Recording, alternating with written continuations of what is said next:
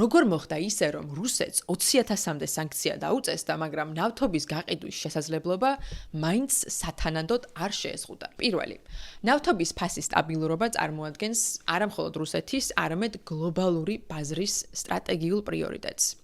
სწორედ ამიტომ დასავლურმა ქვეყნებმა აირჩიეს კომპრომისული მიდგომა. მათ არ აუკრძალეს რუსეთს ნავთობის გაყიდვა, არამედ დაუწესეს ფასი ზღვარი, რათა თავიდან აეცილებინათ გლობალური ბაზრის შოკი და ნავთობის ფასების უკონტროლო ზრდა. ამ რეჟიმის შესაბამისად, რუსეთს თითო ბარელი ნავთობის $60 უნდა გაეყიდა, მაგრამ ეს ფასი მაინც აღემატება ომის წინანდელ ფასს, ამიტომ რუსეთი მაინც იღებს მოგებას. სულ ახლახანს ევროკავშირმა დაიწყო საუბარი $60 ლიმიტის $45-მდე ჩამოყვანაზე, მაგრამ ჯერ სანქციების განახლებული პაკეტი მოლაპარაკებების პროცესშია. მეორე, უნდა აღინიშნოს, რომ ევროკავშირის ქვეყნებმა მკვეთრად შეამცირეს რუსული გაზის შეძენა. 2021 წლის მონაცემებით ევროკავშირი გაზის 40%-ზე მეტს რუსეთიდან ყიდულობდა. დაახლოებით 20%-ს ნორვეგიიდან, ხოლო შეერთებული შტატებიდან მხოლოდ 5%-ს.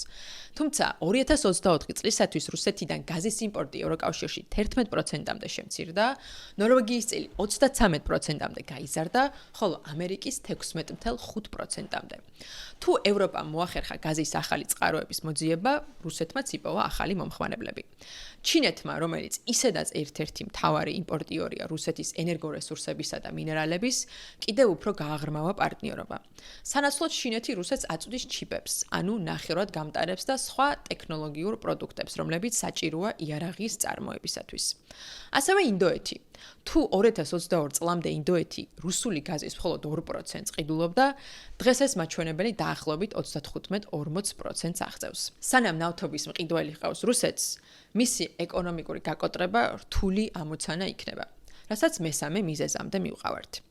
ნავთობი არის უნივერსალური სტრატეგიული რესურსი და გამოიყენება არა მხოლოდ საწვავად, არამედ მრავალი სხვა პროდუქტის წარმოებაში. მისი მოქნილობაც აჩენს შესაძლებლობას, რომ რუსეთმა გამონახოს სტრატეგიული ხვრელები და სანქციების გვერდისავლით გააგრძელოს ნავთობის ექსპორტი. მაგალითად, კრემლმა დასავლეთ ევროპის მიმართულებით მილსადენით ნავთობის ექსპორტი ჩაანაცვლა ტანკერებით სხვა ქვეყნებში გადაზიდული ნავთობით, ეგრეთ წოდებული ჩრდილოვანი ფლოტის მეშვეობით.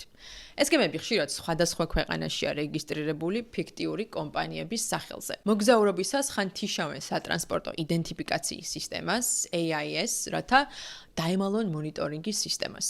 და ასეთი გემების რაოდენობა 1000-ს აღემატება. ბაიდენის საპრეზიდენტო ვადის ამოწურვამდე 10 დღით ადრე ამერიკამ სანქციები დაუწესა რუსეთის ჩრდილოვან ფლოტს და ორ უმსხვილეს რუსულ ნავთობ კომპანიას.